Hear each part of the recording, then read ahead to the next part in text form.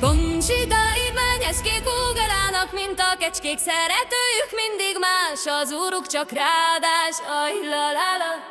Boncsidai menyecskék ugranak, mint a kecskék, hazajönnek vízesen, csókot adnak szívesen. Boncidai hegy alatt a kabátom ott maradt, Boncidai hegy alatt a gatyám is ott maradt.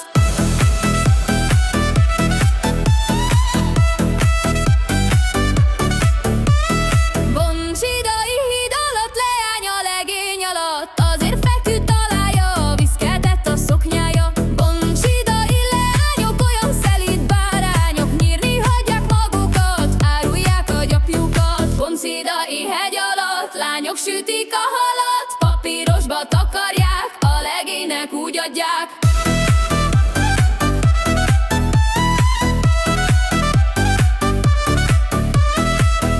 Viszik a szilvát, válogatják a javát. Én is ettem belőle, szerelmes lettem tőle. Boncidai nagy hegy alatt, ott van egy kút fedél alatt, aki abból vizet iszik, babájától elbúcsúzik. Ne nézz rám, ne, mert nem vagyok a fene, nem akarlak megenni, csak a szemed kivenni. Ne nézz rózsám a szemembe, mert vér cseppen a szívemre. Ha vér cseppen a szívemre, meghalok szégyenletembe.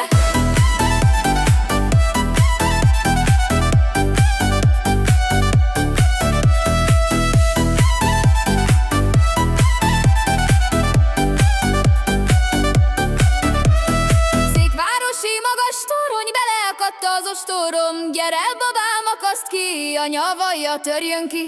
Úgy szeretem a papot, veszek neki kalapot, de még jobban a papnét, veszek neki kanapét. Atya, fiú, Szentlélek, én a paptól nem félek, mert a pap is hibázik, ha sötétbe érkezik. Kicsi róka, kicsi nyúl, még a pap is oda nyúl, oda biza ne nyúljon, hogy a körme lehulljon.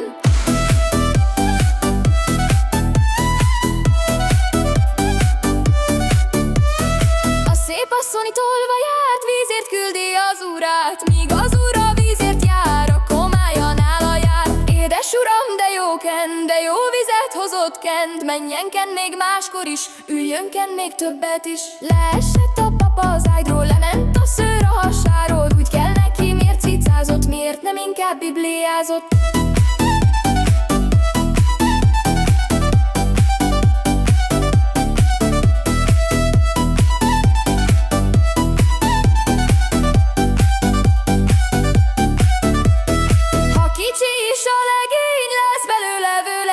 Széket tesznek alája, úgy mászik fel az ágyra. Komám asszony kakasa, felmászott a kapura, mindaz kukorékolja, komám asszony de csalfa. Hát az öreg éle még, hát a foga jó-e még, rád-e még, rád vicsorítja-e még.